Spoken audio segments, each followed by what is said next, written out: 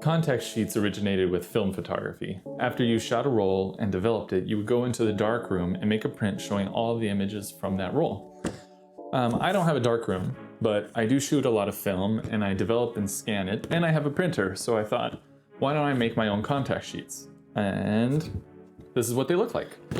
Here's another one.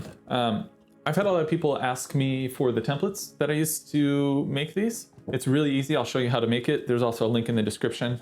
And I'll also show you how to make this one so you don't waste so much black ink. Whew, that almost fell. Let's go.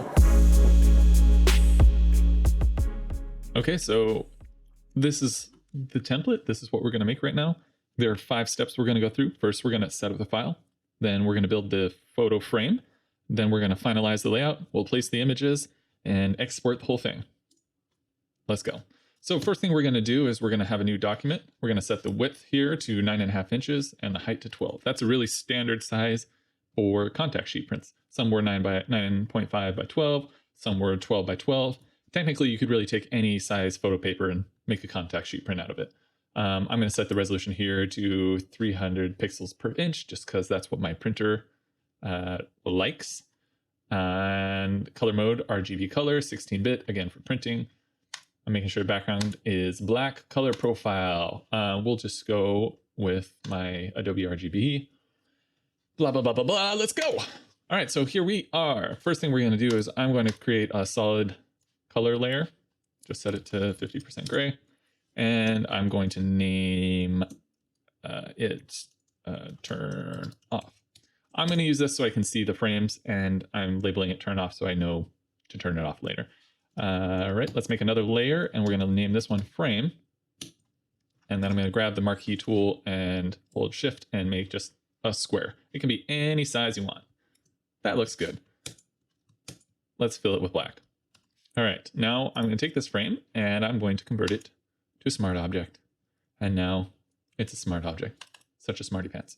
We go in there by double clicking, and here we are, and it's time to make the frame. The frame is this part here, any of these things. So we're gonna put the text in, little arrows, all that kind of fun stuff. So here we are in the smart object frame. You can see it named here as a Photoshop. I forgot the B is. Anyways, it's a smart object.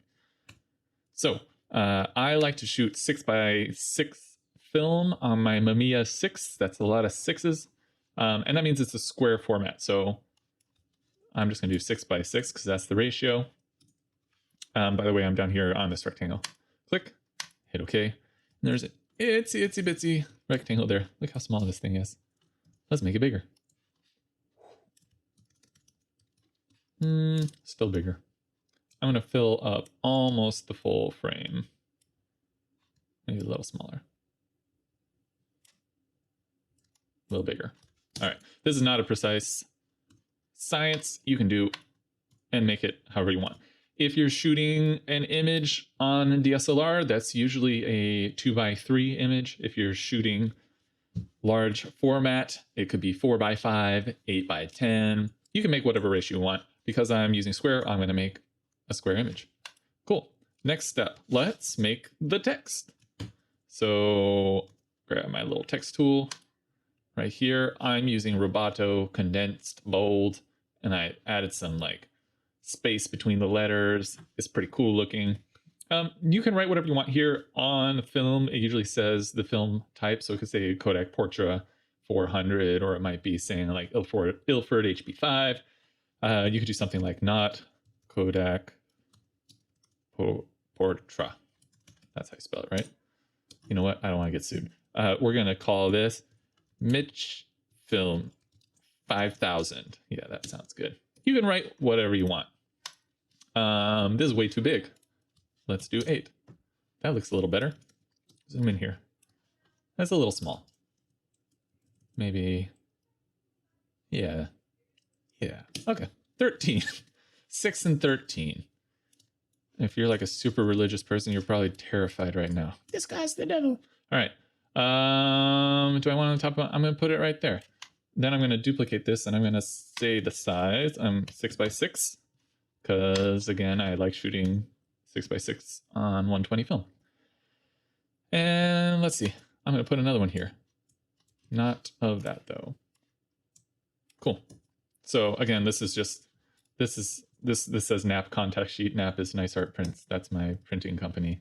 You can write whatever you want. Cool. So that's good for now. And let's make the little arrows at the top. So making arrows. Let's go here, polygon tool, 3 sides. I'm going to go down here by all my text down here because I want the arrow to be the same size as the text. So here we go. Boom. Not the same size as the text, but we'll fix that. I'm going to grab the yellow and then I want to, now we're going to, what's going on here? Okay. Now we're going to resize it. You know, I should have left it white before so I could overlay.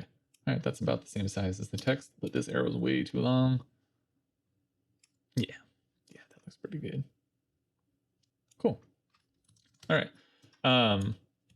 On the film, you have these little arrows to let you know which way the film is heading. So you'd be like frame 1, and then it'd be pointing. So you're like, oh, frame 2 is this way. Super clever how they set that up. All right, so I got the arrows. If you want to put in frame numbers, you can. I'm not going to worry about that for this tutorial, so I don't waste your time like I am just babbling about nothing right now. Cool, so let's select all of this. I'm going to show you a little trick to make sure it's all centered. We'll do it with the rectangle first. Hit Command A to select the whole frame, and press V to make sure that you're on your selection tool here. And then you can click these little buttons here to make sure it's centered. And now, because this is all in a group, we can do the same thing. If, for example, let me drop my selection. These were like this, and you're like, oh no, it looks bad. You can hit this here. Look at that. Now I know it's perfectly centered. Okay, cool. So now we're going to go back to our original file. I didn't save it. Ooh, and I spoiled this now. All right, let's save really fast. I'm going to desktop context sheet image. But you're seeing all my files. Blah, blah. Okay, cool. That's that.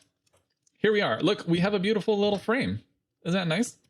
You can make this any size you want. That looks like a good size. And I'm just going to duplicate it over here. 1, 2. All right. And center it. Look at that. 3 little pictures. I'm just going to do a little tweaking here. Oh no, wrong one. Okay. Cool. I selected all 3, and then you can use this little button to distribute them evenly. And now they're all evenly distributed. Okay, 6x6 film on, or 6x6 images on 120 film give you 12 frames. So we have 3, that means we need 4 more of these groups. Now we have 4 more. I'm going to grab this one, select all of these. Bum bum. I didn't give enough space. Let's give it a little more space. Boom. Oh no, I did something. Oh, I just don't have enough space again. So I gotta make this a little smaller. Here we go again. Grab this bottom one. Because see, we're losing all the text down here. What is, I didn't select. Wow, so embarrassing. Sorry guys. Oh, I messed up again. Maybe I'll just, I was thinking about maybe just like editing that out, but that will take too much time. You guys will just have to see my incompetence. Boom, done. Look at that. Look, that's cute. Let's turn this off. Oh, what a cute little thing. Now you notice there's all this white here. We don't want that white here. We want it to show through to the back so that we can put our pictures under this. So I'm going to save context sheet image folders and go back to frame. So we've got our little rectangle here. I'm going to hold down Command, click on that. That gives me the selection. Turn that off. Go to this frame layer. Hold down the Option key and click this little mask button. And when I'm holding Option, it will invert the mask automatically. And boom. Save this. Go back here. It worked. All right, cool. And we're good. I'm going to label this overlay magical. And we're going to lock it. I'll tell you why you're going to lock. I will do you one better. I will show you why we lock it. We're going to use this little frame tool, which is pretty new in Photoshop, which means because it's new, it's super glitchy. But we're going to use the frame tool to place all the images. And if I don't lock this overlay layer and I just click and drag to put a frame there, look, it does this weird, Photoshop, why do you do that? All right. But if I lock this and then I use the frame tool, magical. And now we've got frame 1. Let's go through and do that for all of these frames. Now, because this is a tutorial and I'm lazy and don't want to edit it, I'm just going to go through and place these kind of roughly in. If you're making this yourself, you're going to want to be super precise. Unless you don't have OCD like me. This is actually really driving me crazy. Okay, just move on, Mitch. If you don't have OCD, then this is going to be perfectly fine. And let's be honest, this isn't a real contact sheet. This is just something that you're going to post on Instagram so all your friends think you shoot film. And that's okay. This is a safe space. You can be a hipster here, and I won't make fun of you for it. So, oh, because the background here is gray, you don't see this whole frame's kind of funny. Okay, almost done. Last one. All right, and then if you turn off this layer, boom, as you can see, we're getting pretty close. If we compare it to this, let's see, it's looking pretty good. Now on this one, I went vertical just because, you know, I'm cool like that, and I went horizontal on this because I get bored and I need to change things up. But you can put it any way you want. I mean, you could theoretically put it horizontally. So let's go down here. The nice thing about using the frame tool also is that, look, it labeled all of these layers frame 1, because we're going to use picture frames. Okay. Saving. Next step, placing the images. I've got all these little images picked out already. And look at this. This is so easy. All you got to do, drag and drop. Pretty cool, huh? All right, I'm just going to drag and drop all of these. I clicked too fast. Going over here. 4, 3,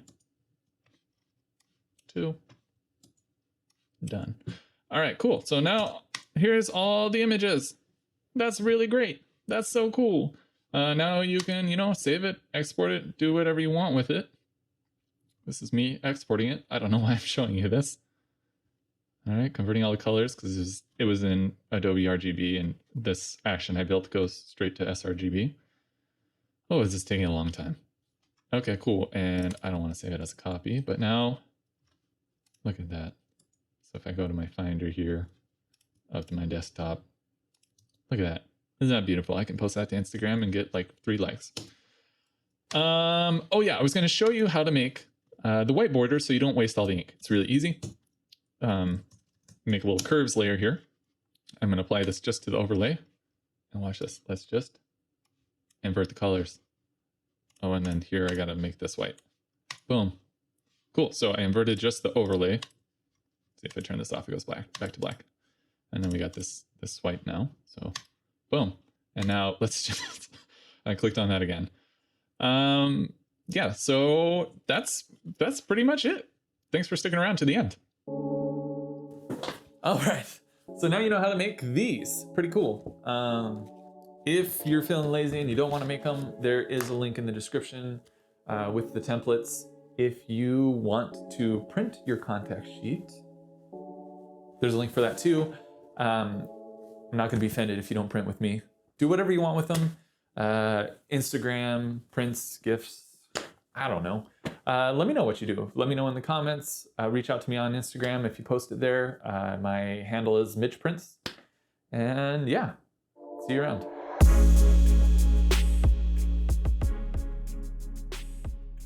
Bonus surprise, my dog was here the whole time. You got little goobs?